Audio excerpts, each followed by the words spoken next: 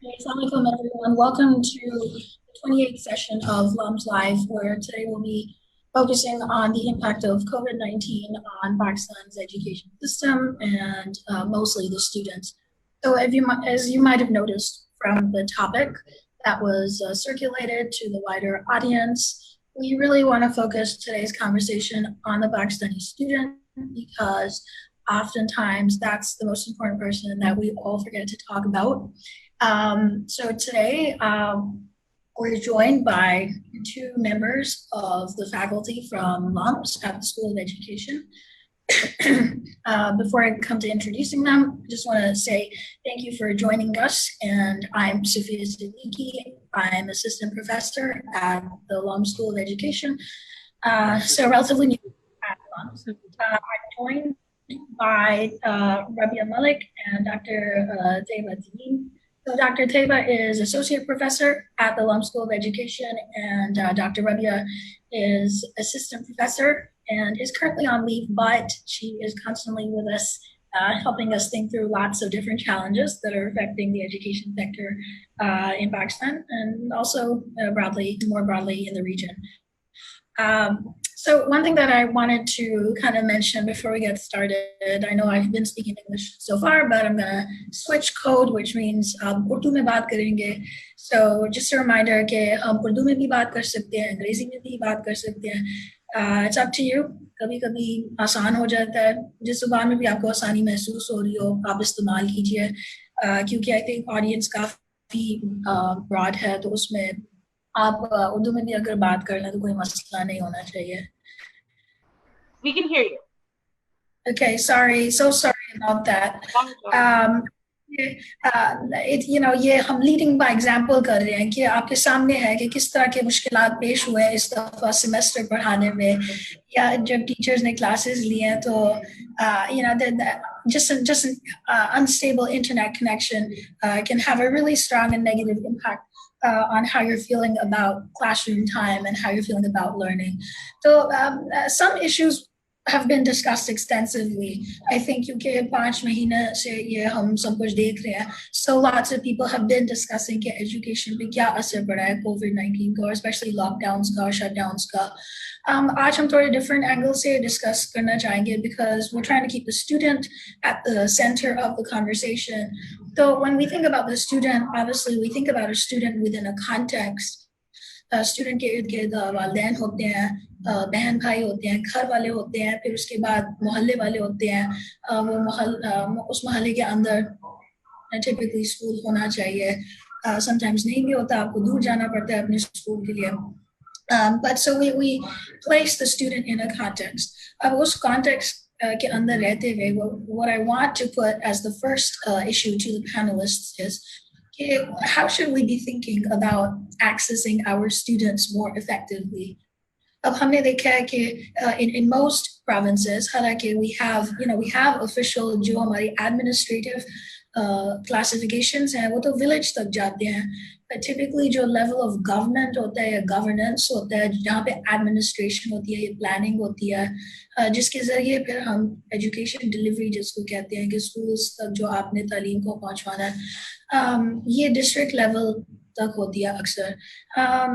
So इस हवाले से मैं पहले डॉक्टर रबिया से पूछना चाहूँगी कि what do you think is the right level जहाँ पे ये delivery होनी चाहिए, and जो हमारे सामने है इस वक्त मौजूदा निज़ाम में, what have we learned from those lessons? Are we too far away from our students as we plan? Thank you, Soufia, for that question. I think it's very important. And जिस तरीके से आपने phrase किया, वो भी बिल्कुल सही था कि हम अपने students से, one, what have we learned about sort of our systems that have been so suddenly disrupted and at a scale at which they've been disrupted. So Pakistan education systems have faced disruptions before, extended school closures, particularly up in the north during the time of the war, etc. But at such a large scale to face these disruptions. So what have we learned about how systems have responded and have we been able to reach our students? So एक जो बहुत जब आप teachers से बात करें जो ground के करीब हैं, जब आप education department representative से बात करें जो कि district के नीचे काम कर रहे हैं, जो एक बहुत encouraging बात सुनने में मिलती है, there's been a spontaneous response, right? And that response has come at the school level and at the community level, which is where teachers have formed WhatsApp groups with their parents, AEOs who are, the education representatives just above the school level. So every AEO may be looking after between 12 schools, maximum up to 40 schools. They have formed WhatsApp groups with their head teachers, for example, right? So the system, the individuals and the agents that make up that system have responded in some way spontaneously, showing agency, reaching out to, exchange information, to let children know what's going on, to let parents know what's going on, also to form communities where they can talk amongst themselves about the problems that they're facing, right? But the other thing that's, so for us, the reason that's encouraging is that quite often we think that all reform needs to be top down, that all positive change needs to be top down, which sometimes leads us to think about more centralized decision making. But I think it's important to pay attention to these sort of instances where you see a lot of action at the ground level, at the community level, because then it's a question of support rather than a question of instructions that are coming down, right? So the other thing I think we've learned in this time is the biggest champions that you have for your students are the teachers and the school leaders. तो उनको आप फिर कैसे support करेंगे, किस तरीके से आप उनको गाइडलाइंस दे सकते हैं, या उनके जो मसले आप सुन रहे हैं उनकी मदद कैसे कर सकते हैं? So one of the biggest realities in Pakistan is there's not one type of student. When you have to think about who the student is in Pakistan, there's such the range of inequality, whether you're talking in terms of access to the internet, whether you're talking in terms of household conditions, whether you're talking in terms of the support they receive at home. There is such a lot of variation and such a lot of inequality that you have to think about many different types of students at once. So if you take all of these things into account, the fact that your best hopes of responding to these challenges are within the schools and within the communities because they have the best information. And now I'm talking about the teachers and the head teachers. When you take into account the fact that there is such variation in terms of the nature of support that students may receive, also in the nature of the challenges that they're facing, that kind of information requires responses that are decentralized. तो वो जो आपने बात की कि क्या district level काफी है, is that where decision making should be happening? I think actually this crisis has shown perhaps more clearly than any other sort of debates that we've been having for a long time, that the more closer you get to the community, the more disaggregated and more empowered and autonomous your subunits are, as close to the school as possible, the better your ability to respond to any challenges. Because then somebody sitting at the district level doesn't have to, so someone sitting at the school level or near the school level will be able to respond to the challenges in a rural setting, in an urban setting, etc. And the bus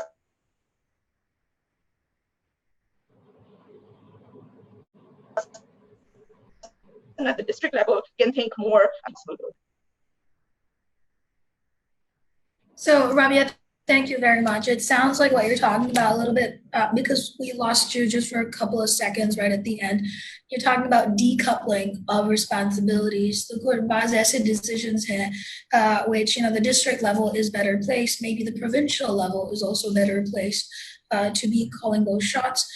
लेकिन बहुत ज़्यादा ऐसी information है which you can gather only by people who are very close to the community because उनके आम हालात में those are the people that they're spending so much time with, तो फिर उनको ज़्यादा आसानी से पता चल सकता है कि उनके मसाइल क्या हैं. There was one very interesting, well, all the things that you said were very interesting. लेकिन दो ऐसी बातें हैं which I would now like to put to Dr. Tayyaba. One thing that Rabea mentioned was, and it's very interesting, and I'm a big supporter of that thought. Your teacher is a champion.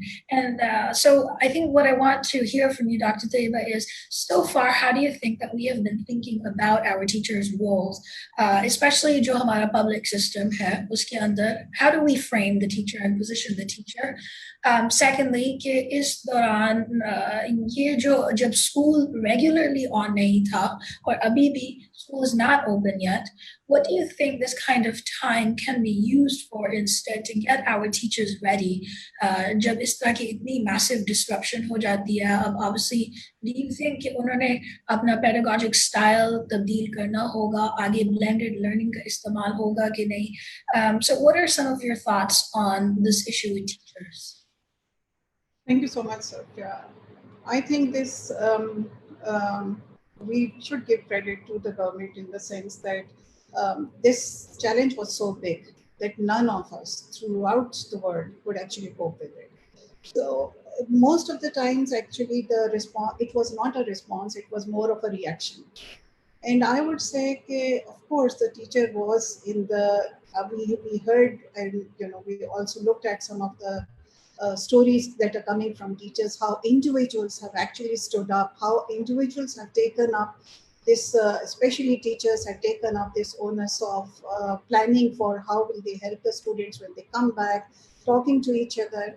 However, I feel that if we talk about governance level, then what perhaps we needed to do was to just step back and plan a little bit. For instance, the government rushed to bring in this television, tele schools, rushed in to bring in other things, which I mean, for which certain technology was needed. And if you think of it, if we think that if only 14% of Pakistan's households actually have computers, so how does it help? So the point was, I suppose, was more to like get together, talk to people, as Rabea has said, to look at the contextualized problems, look at the urban and rural differences, and maybe come up with contextualized solutions. So the teacher, as you said, would have been and should be, along with assistant education officers, they had to be at the center of all these discussions. But if we bring like top-down policies, they will work for some people, most of them, they are not going to work for a large majority. And we need to think of populations which are vulnerable, so that, so think of equity issues as we go along. So who are the vulnerable populations? Who are the ones who we think might drop out? So think of them as we plan for the larger thing. Yes, during this time, as you said, what can we do this time? I think this is the time that one needs to think about the curriculum, as Rabea has said, and we'll come back to it, and so I will not expand on it right now, but also to train the teachers. Maybe it is time to think about teacher training in terms of hybrid models. But not only that, Soufia, one has to keep in mind that when we talk about these teachers who are mostly females, if we talk about primary level, these teachers also face a lot of gender-based issues. So it is difficult at times for these female teachers to contact their students who are at home because it's simply not considered appropriate. So those cultural factors, so we can't even devise a policy that works for everyone in a context where when a woman actually, in certain parts of Pakistan, for instance, if she picks up, she would not even pick up the telephone because she does not want somebody who is not her, या महरम जो नहीं है उसका, उसकी आवाज़ ना सुन रहे. So those जो institutions हैं, वो अगर students को bind कर रहे हैं, वो teachers को भी bind कर रहे हैं उन लोगों में, उन जगहों पे. And we need to take those in consideration when we think of teacher education, because communities have to be involved in this dialogue. So families have to be involved. So it can't be done, just by education department or something. It has to be a coordinated effort at different levels. Thank you, Dr. Tayyaba. I'm assuming when you give this example कि एक female teacher है, उनको मुश्किल पेश आ रही है phone करने में. I'm assuming it's because, for example, जो छोटे बच्चे हैं, उनके phones अपने तो नहीं होते, तो अगर वालिद साहब को phone करना पड़ रहा है, it involves that uncomfortable situation जहाँ पे आपको शायद किसी एक अजनबी मर्द से बात करनी पड़ रही है. And so I agree, Kit. I think, it is important to develop those platforms where families can be involved so that the family and the school know each other पहले से, so that अगर इस तरह के कोई हालात पैदा हो जाए तो वो एटलीस्ट वो एक रुकावट ना बने कि हम तो फैमिली को जानते ही नहीं है तो बात किस तरह करें स्टूडेंट्स से. But I think इसी पॉइंट से we come back to this larger question कि आपने बात की ये एक रिस्पॉन्स नहीं था, ये रिएक्शन था एक किस्म का, और आपने एक खास एग्जांपल दी टेली स्कूल के हवाले से. एंड आई थिंक इस वक्त हमें अभी भी थोड़े से मिक्स्ड रिस्पॉन्सेज मिल रहे हैं. सही तरह अभी तक कोई रिसर्च नहीं हुई. शायद एक सर्वे हो चुका है टेली स्कूल के हवाले से, तो थोड़े से हमें अंदाजा होने लग गया कि कितने स्टूडेंट्स की आउटरीच किया है इस प्रोग्राम ने. आई थिंक जहाँ तक गवर्नमेंट की रीजनिंग थी वो ये थी कि कम से कम टीवी, लैपटॉप्स और स्मार्टफोन्स के हवाले से की निस्बत टीवी ज़्यादा वो है, कॉमन है लोगों के घरों में. I think we admit, we accept कि हर घर में नहीं है और हर घर में शायद बिजली भी नहीं है जिसके ज़रिए आप अगर टीवी है तो उसको मुस्तकिल चला रखें. But it was probably the better and easier technology that could have been used to deliver some kind of educational content. Dr. Tayyaba, in your measured opinion, what do you think could be done to improve upon, for example, let's stay with this example, इसी initiative को बेहतर तरीके से किस तरह plan किया जा सकता था और अभी भी कर सकते हैं for the long run? Yeah, I would believe कि जिस तरह रबिया ने भी बात की, we really need to have lots of dialogue. Even at the higher education की मैं ज़रा example दे दूँ and come back to what you said. Higher education में भी बिल्कुल ऐसे ही है. There were these directives to quickly shift the classes online. So without actually very little preparation, with very little faculty training, with very little assessment of who will be able to actually access those lectures, who will not be. इतना बड़ा mess हुआ कि the Higher Education Commission had to say कि जी आप थोड़ा सा जो universities अच्छी तरह डिलीवर नहीं कर सकती उसको वो कोर्सेज को बंद कर दें. So maybe rather than thinking about quickly going back to business as usual, business will not be as usual. So we need to take a step back. Maybe course अगर आप higher education में हैं तो we're thinking about semester जिसमें course load कम है. Maybe we are thinking about reaching out to the students, actually finding out उनको किस किस्म के वो इशू हो रहे हैं, किस तरह से हम कुछ बच्चों को hostels में शायद ला सकें with following the SOPs. इसी तरह schools में भी अगर इशू आ रहा है बहुत ज़्यादा और अगर engagement में मसला आ रहा है, so if parents are becoming disinterested, for instance, so maybe if religion is such a big thing, involve the religious community. Let them tell the fathers, let them talk to the fathers कि जी बच्चों की education भी एक आपका इस्लामी फरीज़ा है कि आपने बच्चे को भी पढ़ाना है, बच्चे को भी पढ़ाना है और इसी से आप अल्लाह के आगे सुरखरू होंगे. So let's see what is it that the community values and take those values to imbibe this significance of education. Yeah. Dr. Tayyaba, I know that you've been doing some research in exactly these areas. और इस तरह के सवालों के साथ ही आपकी शायद इस वक्त थोड़ी सी research चल रही है. Are these examples that you're seeing emerge from the field जहाँ पे एक ये gender dynamic काफी पेश आ रहा है? Gender dynamic is a very strong dynamic, Soufia, और मुझे लग रहा है कि अभी इसको खास तौर पे higher education के level पे people are not realizing it. So we are still thinking in broad strokes. So अगर हम ये कहते हैं कि COVID-19 के जो impacts हैं they are gendered, if we are saying उसमें domestic violence increase कर गया है, if we are talking about for instance we are talking about this digital divide, if we are talking about the domestic ये जो unpaid labor होता है घर पे, expectation होती है लड़कियों की जो काम करने की, अगर हम ये बात करें अच्छे घरों में हम ये बात कर रहे हैं कि बैठने की स्पेस अगर आपके पास नहीं है क्योंकि वो बेटे के पास है और बेटी के पास नहीं है because the girl does not have her own room, if you're talking about, so all those things are going to sort of simmer and मुझे तो ये डर है क्योंकि अभी हम बहुत ज़्यादा बात कर रहे हैं लड़कियाँ शायद ड्रॉप आउट हो जाएं और बिल्कुल हो जाएंगी क्योंकि there is data which says के कॉन्फ्लिक्ट्स में डिजास्टर के फौरन बाद ये जो चाइल्ड मैरिजेस होती हैं उसमें एक स्पीड आती है, उसमें लोग ज़्यादा जल्दी से शादियां करते हैं, वल्नरेबिलिटी बढ़ जाती है, व्हाटएवर, और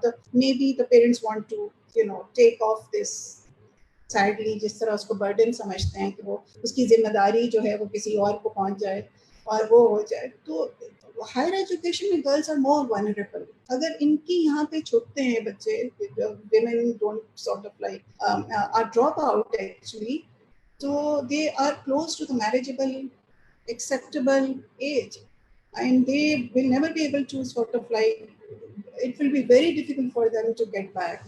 और बहुत इंक्लूसिविटी के लिहाज से बहुत इश्यूज आ सकते हैं. And I do, just before we return to Dr. Rabea, I do want to come back to ये जो teleschool के हवाले से सवाल था. I think it might be very helpful for the audience to also hear some of your thoughts when you say कि what should have been done differently to make teleschool more effective as an exercise. The reason I'm kind of pushing this is because we know from all the public announcements the government has made that this is an effort that they would like to use to help out-of-school children also be able to access educational content. So how can we make this work for everyone, for all of Pakistan students? The television thing, I think television का mode शायद सबके लिए काम ना करे. I think we should think of other media. We should think of radio, जो हर जगह पे है, and which in several countries is being successfully used. So we really need to be creative, and we really need to find कौन सी चीजें वो access करते हैं, कौन सी cheap है. For instance, television है भी और power outages अगर इतनी ज़्यादा हो रही हैं तो क्या करेंगे? लेकिन रेडियो आपका सेल पे काम कर जाएगा. You know, thinking of contextual क्या issues हो सकते हैं. और उसमें फिर मैं यही कहूँगी, it's very very important to make the parents feel कि ये बहुत important है कि बच्चे पढ़ते रहें, क्योंकि your mother has become the educator. So if she is illiterate, तो maybe still मेरे ख्याल में एक तरीका ये है कि आप mother literacy के थ्रू चले. मुझे नहीं पता है, लेकिन some time for us to bounce back, and we should not rush into things because the जो stop gap छोटे short term solutions होंगे, they might not work for everyone. So we need to really accept, okay, this is what it is, and it needs some time to really sort out the strategies that will be useful to sort of like address the issue. यानी 2 महीने आप बंद भी रह गए, तो बंद में अगर आपने प्लान कर लिया है थोड़ा बहुत, so you're ready rather than very superficial. So which is better? Which is better? Thank you, Dr. Tayyaba. I want to turn with the same kind of thinking to Dr. Rabea. I have a couple of questions for you, and they're all built, I think, around an attempt to find a way to use data and the local context to more effectively design and then plan and then design the kinds of solutions that we need. So I think what Dr. Tamim was referring to was maybe diversifying the kinds of platforms that we use to deliver that content. So कुछ बच्चों के लिए और कुछ घरों के लिए TV कामयाब हो सकता है, दूसरों के लिए रेडियो की ज़रूरत होगी. Maybe some of them still have access, even better access to a laptop, internet. So उनके लिए फिर यही content अगर online डाल दिया जाए, they can use it. So a diversity of platforms. But Dr. Rabea, what I want to ask you is, can diversity of platforms, so even if we generate, can I make this last comment? When we talk about media, one last comment is that think of who are the local actors who can help you over there. Who are the local village का कोई head है, या कोई मौलवी साहब हैं, या father का बहुत ज़्यादा influence है, कौन किस तरह से resources को, human resources को हम utilize कर सकते. That's my last one. Sorry for stopping in the middle. No worries at all. Thank you very much. And I think that's, Rabea, that's where I want to hear more from you, kind of building upon what Dr. Tamim just said. What do those local spaces look like? What can they look like? Who are the actors who can be involved? And what kind of infrastructural tweaks would Pakistani administrative, spaces or processes need if we really wanted to imbibe this ethic within our decision making? Preparedness or responsiveness focus karna hai. What are some of the changes we would need to make? So I think the first thing that becomes very, very important is this need to have information at the community level about to make all the children visible. And to, as Dr. Tayyaba was talking, is to know who are the children at risk and what are the kinds of risks that they might be at. So whether it's the fact that 10% of the girls in 5th grade, but about 50% of the girls in 8th grade are at risk of dropping out. Do you know their names? Do you know where they are? Are you in constant touch with them?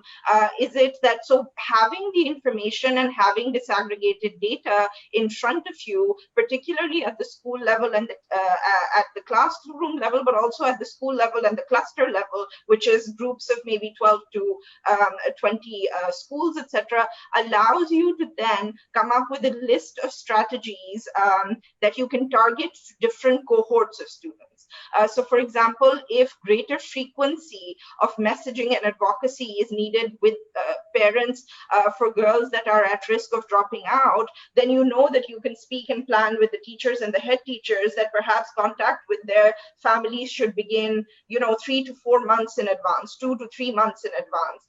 And a lot of class teachers, actually, what I'm discovering, speaking to some of them, are in very close contact with most of their students. Particularly since we have female teachers in government schools for high schools, girls' high schools, etc. They're in very close contact. They have very good information. The only thing is for us to realize the nature of the problem and then quickly be able to respond to it. So I think first is having disaggregated information that identifies who the children are and what type of risk.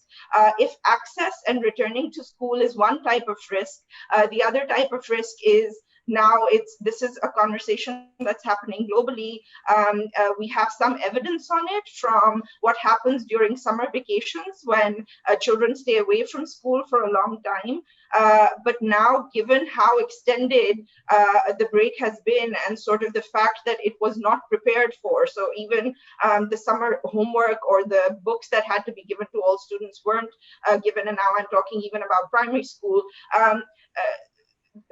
you can expect that there are children who are going to return to school who have forgotten what they were taught when they were leaving, whether it's simple numeracy, literacy, the ability to read, the ability to do division, the ability to do multiplication, etc. Again, some children who have support at home, as Dr. Tayyaba was saying, whose mothers can continue to support them in remembering some of these basic functions, will be far ahead.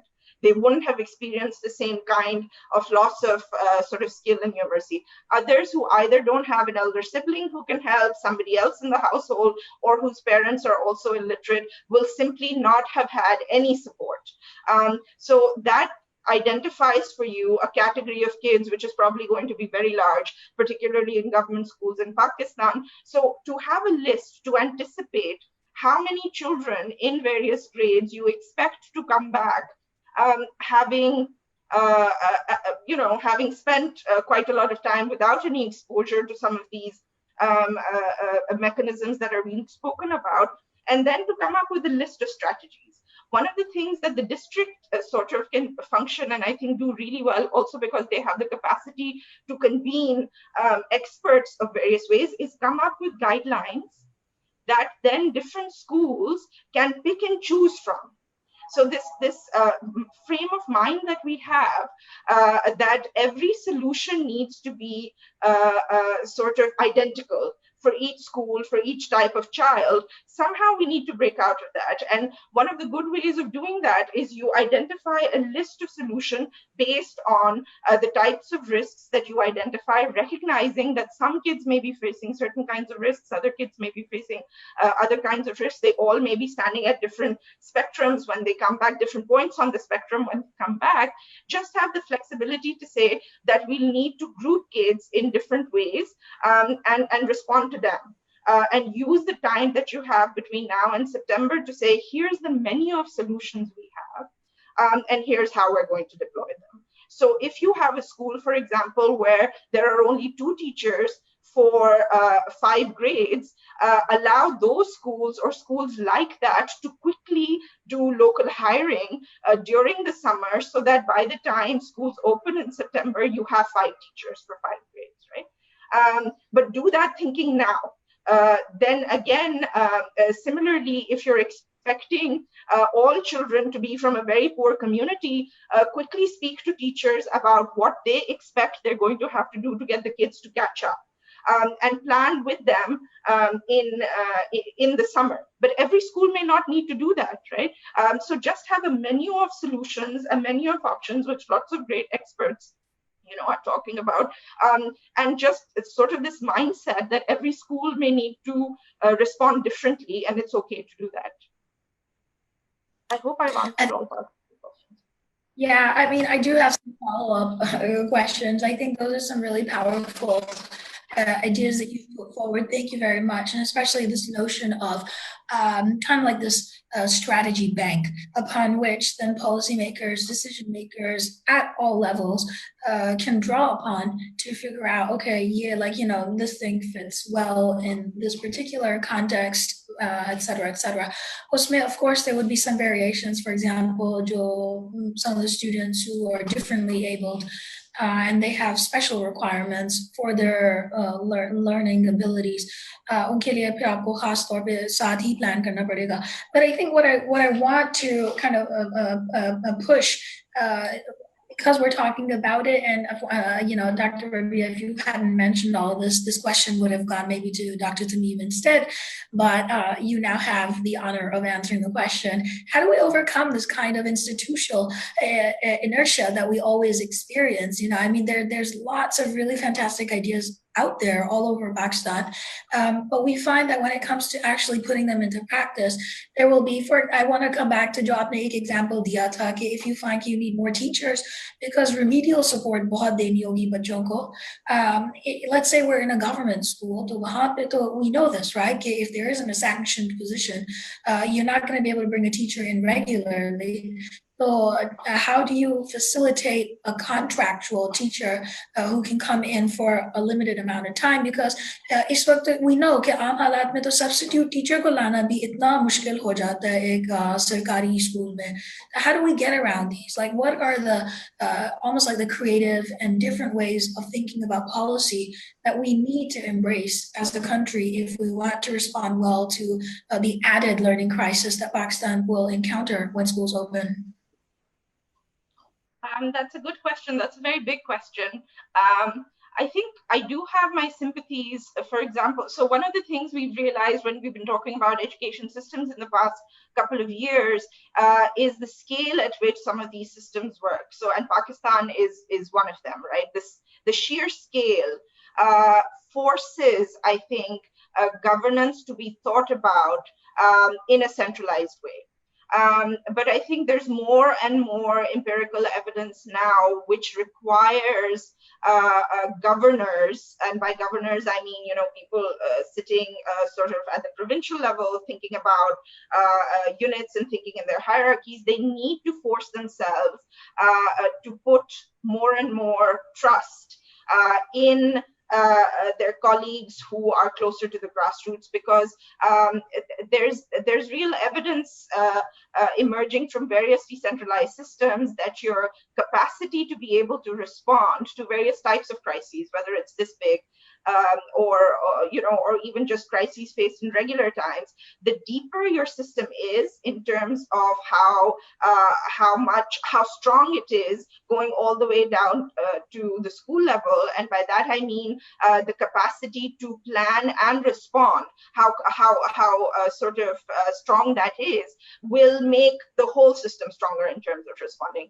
Now, some of the provinces actually in Pakistan have gone in that direction, right? So there used to be a time. So for example, one of the successes of decentralization is the non-salary budget formula, which links to to this example of making schools more able to quickly deploy resources to hire somebody locally, right? Now this thought that money is going to go directly from the provincial coffers into a bank account that the school has, at one point used to perhaps be like, how can you do that without all the checks and balances in place?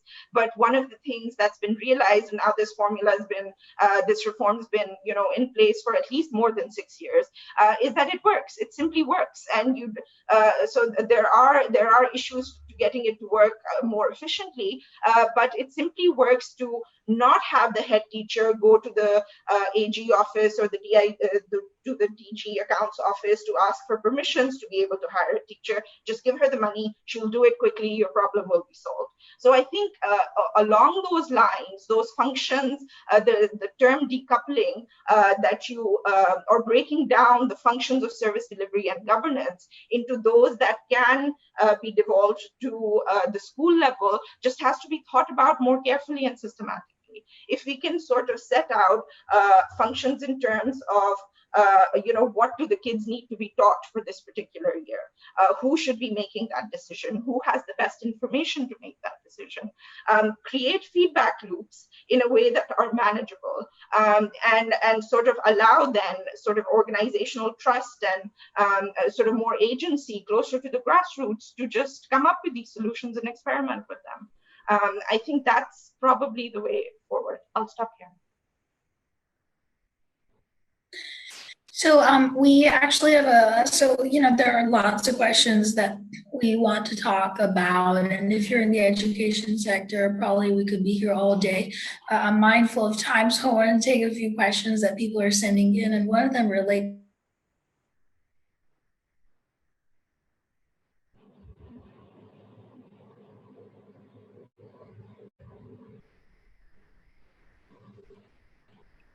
I think Soufia's internet may have gotten stuck a little bit. Tayyaba ji, I'll read out the question that Ali's put in a Zoom chat. And the first question is from Saqib Ansari, and he asks, what are your thoughts on online classes? Do you want me to? So, yep. I think this is a very good question. What do we do with online classes?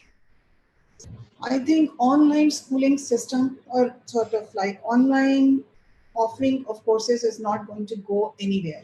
Now that the universities, if I talk about it at university level first and then I will come to the school level, क्योंकि अब universities ने इतना इसमें invest कर लिया, और क्योंकि universities इतना काम कर रही हैं, क्योंकि faculty training में not all of them are doing a lot, but still they are struggling to do it. At least all the universities now, मुझे ऐसा लगता है, would like to be prepared in future.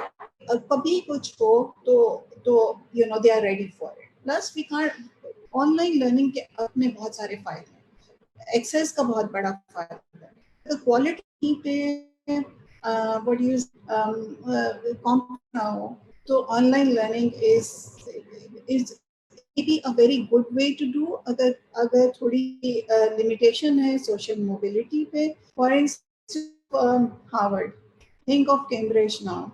So इससे पहले, COVID से पहले, जब भी आपके online instruction होती थी, तो online courses को are sort of thought of as something lesser, or they're downgraded or something. Now every university, Ivy League universities, all of them are offering online courses. So उसकी cost cutting हो गई, so वहाँ जाके रहने की cost कम हो गई. लड़कियों के लिए अगर मैं कहूँ तो अच्छा, उनके लिए अगर घर से इजाज़त लेना मुश्किल था कि हार्वर्ड में पढ़ने जाएं, वो अब घर से बैठ के भी हार्वर्ड की डिग्री ले सकेंगे. I'm not saying that it's exactly the same. We are compromising a lot in terms of peer-to-peer interaction और भी बहुत सारी चीजें. और मेरे ख्याल में टाइम के साथ we will, once we have figured out what to do with the courses और इसको किस तरह से effective करना है, then will come the human side of it. So how to increase interactions across peers, how to increase interactions across the faculty. तो ये जाने कहीं नहीं लगी है. So people will like to develop expertise in that. मुझे ऐसा ये लगता है. हाँ, अभी जिस जगह पे हम हैं, तो very few universities or schools are able to sort of like really do a good job. एक बहुत बड़ा मसला अगर ऑनलाइन कोर्स का अगर आप मुझसे पूछें तो वो ये है, स्कूल्स में अगर आप जाएं, फिर मैं वही कहूँगी, people are trying to come back to doing business as usual. We can't do it. It's a different mode. So if you think you will have a whole school day जिसके अंदर आप हर किसी को 15-15 मिनट की break दे के और आप सुबह 9 बजे से 3 बजे तक बच्चे को पढ़ा रहे हो, I mean, Come on. एक डेस्क पे बैठ के 9 बजे से अगर बच्चा पढ़ रहा है और 3 बजे तक पढ़ रहा है, किस तरह से पढ़ रहा है ना? So think about the school days. किस तरह से बीच में ब्रेक आती थी, किस तरह बच्चे एक दूसरे से बात करते थे. तो one has to think of कि किस तरह से चीज़ों को कम करना है, ऑनलाइन मोड में जाना है, तो उसके लिए क्या रिक्वायरमेंट होगी कि लोगों को किस तरह से इंगेज रखेंगे. So there are specific ways. For instance, attention span जो है 5 मिनट से ज़्यादा नहीं होता. So किस तरह से आप उसको लेक्चर्स को डिवाइड करेंगे, किस तरह से आप the several ways कि क्या चीज़ डिस्ट्रैक्ट करती है पिक्चर में, क्या चीज़ नहीं करती है. All those animations that sometimes people too much of them. So there has to be a lot of training around it. इस हायर एजुकेशन में मेरे ख्याल में HEC की साइड पे कर भी रहे हैं लोग, बहुत ज़्यादा काम कर भी रहे हैं और ये बहुत ज़्यादा करना भी होगा. लेकिन हम वापस आ जाएंगे, लेकिन ये जाने कहीं नहीं लगे. Somehow we will sort of try to go back to it one way or the other, because to lose that expertise that you acquired over time. Great, thank you very much, Dr. Tamim. Soufia, I just assumed your responsibility as you told us to do, and I asked the first question from Saqib Ansari, but I'll hand it back over to you.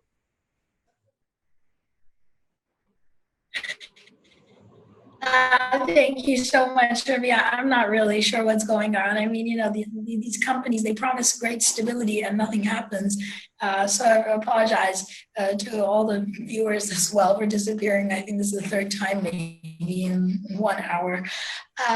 Thank you so much, Rabea, for taking over that responsibility and having that first question answered. And I think the second one that I wanted to come to, how we need to be able to trust more, and I think that that's such an overlooked and undervalued component of policy making.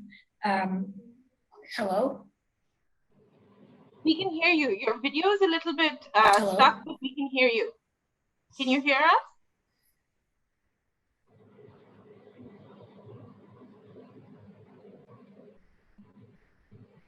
Yeah. I don't know. Everything froze suddenly. So sorry. No problem. This is regular. So I was saying, yeah, I mean, so sorry about this, everyone who's watching. So I think, when we talk about trust, it's such an important part of good policy making. And I think that around the world, people are realizing that this is an undervalued component because if you don't have that relationship of trust, and either people don't trust the state or whoever can take a decision. So for example, in the case of private schools, their administration, and if it happens vice versa, then you don't rely enough on the community, on families, on the student as well. As we've mentioned throughout our discussion, कि ये सारे वो actors हैं जिनकी बात आपको सुननी पड़ती है at some point, because सब कुछ उनके साथ हो रहा है. तो वो आपको बेहतरीन तरीके से समझा सकते हैं, जैसे मैं बेहतरीन तरीके से अपनी इस कंपनी को समझाऊंगी इस कॉल के बाद कि मेरे साथ आज क्या हुआ है with the dongle that I own. So if you are experiencing a certain situation, I guess the big message here is, I think everything's frozen again. No, we can hear you. It's quite unbelievable.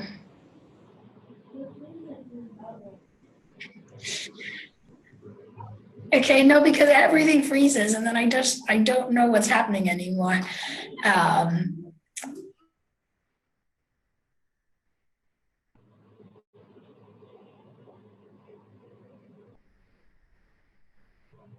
So, Tayyaba ji, I'll take the opportunity to actually ask the other question until Soufia returns.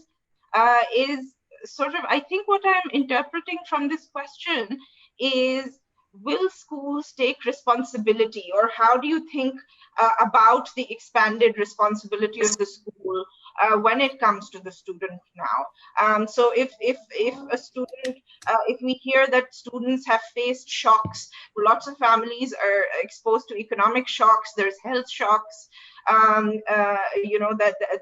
that families are exposed to. So what are some of the ways in which schools can think about their expanded responsibility in addition to, sort of instruction of the curriculum when it comes to the student? Hi, Soufia. Welcome back. We're asking the second question to Dr. Tayyaba. Sorry. Yeah. So, if you allow me, I will talk about it from education perspective. And I would say exactly, actually, you framed it very nicely to how to think of the student not as a brain to your class, जिसको हमें deliver करके course पढ़ाना है, but as a human being who is coming from a certain context of economic shocks and health shocks, and maybe someone has passed away in the family, maybe so much is going on.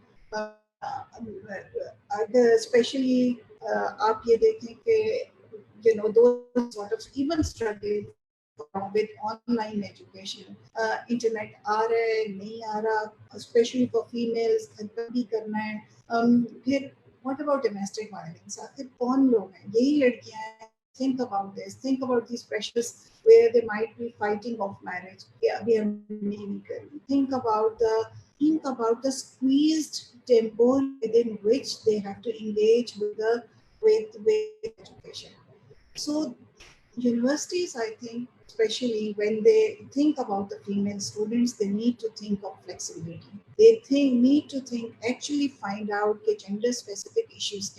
Secondly, I think what the universities need to do is really make sure that किस तरह से faculty train होगी in terms of identifying mental health issues or stress को, और उससे I'm not saying कि and it's not, I wouldn't say these are not, we are not doctors or something. We can still be how can somebody study or engage with education अगर इतनी stressed है तो किस तरह से काम करेगी, तो वो support structures बनाना बहुत जरूरी है. And at times also I think faculty also needs training to be able to identify if something is not right. So peers need to be sensitive about certain things that might be happening.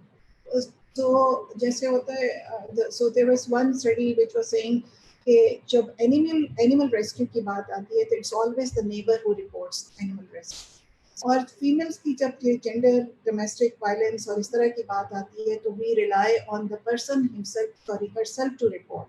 So that might not happen in this case because they are in this space which is a private space, which is a haven for somebody perpetuates any type of violence, क्योंकि उनका तरीका ये होता है कि isolate करते हैं लोगों को, socially isolate करते हैं, physically isolate करते हैं, and suddenly and they monitor what do you say the activities of हो क्या रही है. और now this is actually it's such a time for them to actually do that क्योंकि सब कुछ वैसे ही हो रहा है ना.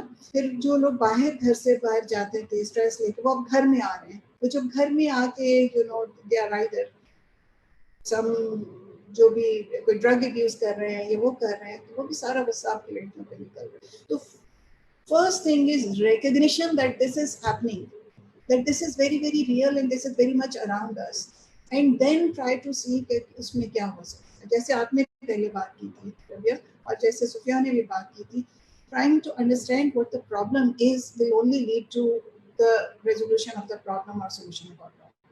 So we really need to see what is. And I'll quickly, sorry, I may have interrupted, but I'll quickly add one thing before handing back to Soufia, which is to say that suddenly when you're talking about these expanded responsibilities, the first question that occurs is, but how can you do this? And where are we going to find the resources to do this? सिर्फ जो बात है मेरे ख्याल से वो recognize ये करने की है, this is seeking new kinds of partnerships. There are organizations that are community organizations, as well as I think departments within government, etc., but also private organizations that are already engaged in community mental health programs.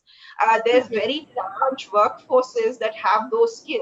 So perhaps what you're looking for is new kinds of partnerships as schools and as universities reimagine their role and reimagine their responsibility. So it's not an undoable thing at all. It's just a matter, I completely agree with you. It's about recognizing the new challenge, but the opportunities that come with it, and recognizing who your partners are in order to overcome those challenges and that sort of proceed.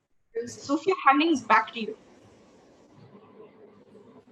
It seems like there's a kind of pattern that the is picked up, right? Every time it comes back, I scroll down.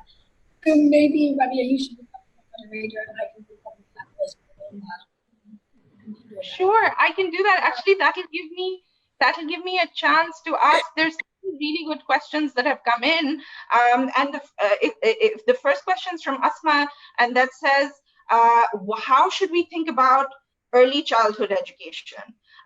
Because so we're talking about K to 12, we're talking about higher education. How do we think about the really young kids who are preparing to go to school, and how do we shift how do we shift in this new post-COVID world? So Soufia, actually, if I might put that to you as well, if you've thought about that a bit about, and again, I think community becomes important here, but should we be thinking about home mechanisms for ECE?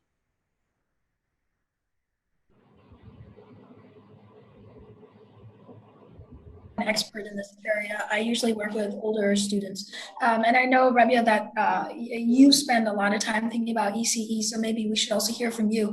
But, just very quickly, the research that I have come across and the thinking that I do for this age group, just as a member of the education community, I think some of the things that people are realizing across the world. So I'm now going to quote from data which is accumulating outside of Pakistan, because I think unfortunately we have not spent enough time during lockdown thinking about how to survey people in the community. So it's been, very reactionary in a way, and that betrays, I think, Pakistan में एक level of preparedness है ही नहीं for this kind of emergency situation. So something to think about as well, whether in the private space or more broadly in the public sphere.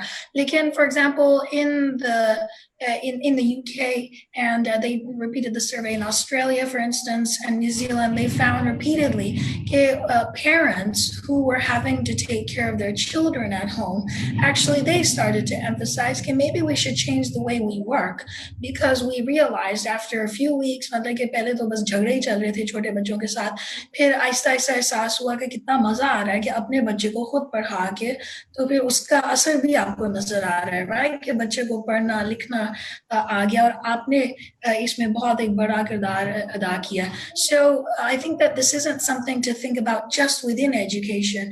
It's something, and I want to quote here, there's this wide community of research into education, which is housed at the Blavatnik School at the University of Oxford. It's called the RISE program. And one of the things that they keep arguing, and I think it's similar to a philosophy to World Bank is their program, we argue that the whole world in education is coming to the realization that if we want to get things right for the student, we cannot just keep focusing on the technical or the obvious instruments of education, like a school or like a head teacher or like a department of education. It's also about wo kis broader context mein position hue hain. So if we think about our youngest children in Pakistan, unfortunately, this is going to sound a little bit crude, but that's how it comes off for us. In economics, we have jab excess supply ho jati hai, to phir uski value girne lag jati hai. And sometimes I feel like that's how we treat our children. There's so many, and they're coming out of everywhere. Because sometimes people start to lose track and lose sight of the fact that every one of those children, वो एक इंसान है. तो उस इंसान के साथ इस वक्त क्या हो रहा है कि ये छोटा बच्चा है, उसको समझ नहीं आ रहा कि उसको बंद क्यों किया हुआ है, फिर उसको ये नहीं समझ आ रहा कि दूसरों के साथ वो, because children are very tactile, by the way, फिर उनको आहिस्ता आहिस्ता समझ आते है कि वो हर वक्त हाथ नहीं लगा सकते हर किसी को. तो उनको ये कह देना कि आपने किसी और को हाथ नहीं लगाना, अपने एक्सटेंडेड खानदान में भी किसी से हाथ नहीं मिलना या hug नहीं करना. All of these are very small things, maybe for adults, and even we are feeling the pressure. तो आप imagine करें कि छोटे बच्चों पे क्या असर हो रहा है इस वक्त. So if we have that kind of circumstance, I would not be too worried about the rigid structures of ECE, जिसपे हमने एक checklist बनाई हुई थी कि colored दीवारें होनी चाहिए या खास किस्म की shape की एक चीज होनी चाहिए. I think सबसे पहले आपने बच्चे को तसल्ली देनी होती है ताकि उसकी जो internal personality है वो जिंदगी भर के लिए unstable unstable na ho jaye. So I think this would be one of my most important areas if I were an ECE planner. This is more than any other part of the education system. I would look to the youngest children कि उनकी mental health या trauma के साथ हमने किस तरह deal करना है, because they'll process it a lot faster. I think that's such a good point. Like in some ways, what this challenge does, and I'm cognizant that there's only the last 2 minutes, so I'll quickly touch on one more question and then Soufia, hand it back to you, is our regular sort of structures and the way Dr. Tayyaba was also saying that it's not business as usual. We shouldn't think like that. We should free ourselves of the constraints of whatever, you know, structured things there were, and think about what the challenges now that are presented to us require, and in a very intuitive way sort of respond to them, so that we're giving life skills, we're giving sort of capacities and capabilities to the youngest as well as to the ones in schools and to the older ones to be able to respond to the challenges themselves as well, which links to a question that Adil asks, which is to say, how should we be thinking about teaching when we go back to school?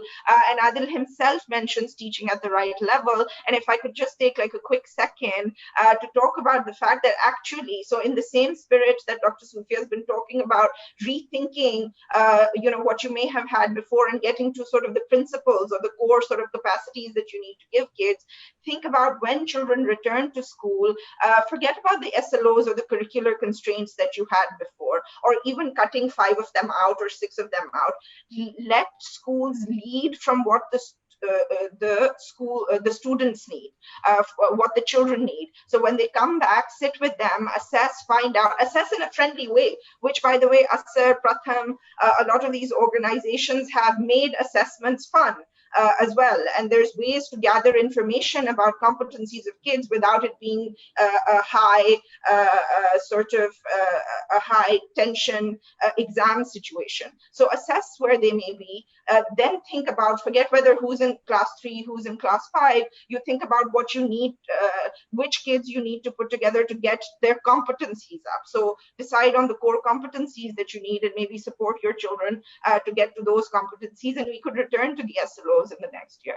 So one of the sort of, from all the webinars that are happening recently, one of the most sort of optimistic lines I've heard is, even though this is perhaps an unprecedented challenge, it's also an unprecedented opportunity, because it allows us to free ourselves of some of the constraints we usually function in. Soufia, I'll hand back to you. We're at the 5 o'clock mark. Over to you. Thank you very much, Dr. Rabea and Dr. for all the insights and the answers that you've been able to provide. And I think if I just kind of bring it all together very quickly, because I know we're running out of time, I think there's a really important message here, which is this. You know, we've seen a lot of these videos of animals who are walking back into urban areas, and we've heard about how pollution levels drop. And so people, when they saw these videos, when they saw these photos, puri duniya mein, people started to say this. They started to say that nature was trying to claim its space back.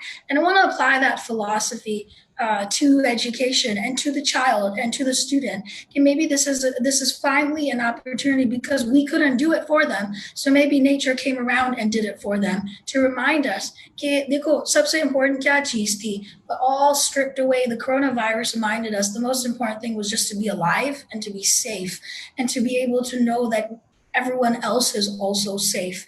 If that's what we have been brought down to, then I think that that's a really important message and an ethic with which we need to now think about how we design and deliver education policy and content. कि जिन बच्चों के ऊपर सारी experimentation और पूरा system उनके लिए design हो रहा है, maybe listen to them, उनकी feedback incorporate किया जाए. इस दफा ये जो national curriculum पूरी exercise हुई है, we've seen finally कि teachers को involve किया गया, and not to the extent required, but very, very good first step in that direction. And I would say that we need to be even bolder. We need to bring the kids into that process as well. We need to hear from our students why our books, why our curriculum, why our classrooms have not been working for them. And this is a challenge chance for us to try and do things differently because puri dunya experiment kar rahi hai. So why should Pakistan be left behind and be any different?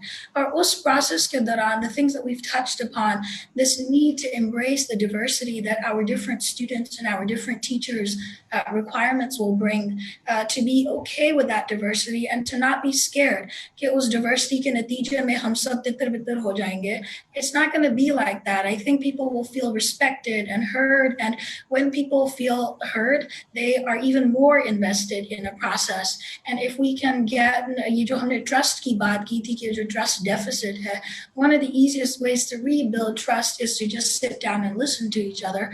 And I think a good example is ये सारा attempt हुआ है Truth and Reconciliation Commission के through जब South Africa में जो apartheid के repercussions थे, to get past all of the discrimination that happened, this was one of the first things they did, just learn to trust each other. So they had to listen to each other. So maybe we're not ending on very technical recommendations for what education needs, post a reopening after COVID-19. But I think that maybe what we need to rethink is some of the philosophy which guides the way we take our education decisions. So look at the data differently, ask different questions, and try to break free of the traditional structures of ये curricular base है, ये हमने हर हाल में syllabus पूरा करवाना है, and just ask ourselves कि actually बच्चे को किस चीज़ की ज़रूरत है at every level. And those could be, those could be better principles to guide how we develop our system from here onwards. So unfortunately, we've run out of time. Like I said before, we could be at this all day, but we understand that people have other things to get to as well. I want to thank Dr. Tayyaba Tamim and Dr. Rabea Malik so much for joining us. Rabea, especially because you're not even here, you're in Karachi. So we're happy that we could use this technology to bring you in so quickly, although it did end up taking me out a number of times. But it was all fun and entertainment. Thank you to all the viewers, and we hope that you continue to tune in and keep listening to the sessions that we host through LUMS Live. So that's it from us, and we're going to wrap up. Thanks a lot. Khadafis, take care of yourselves. Yeah, thank you. Hafiz.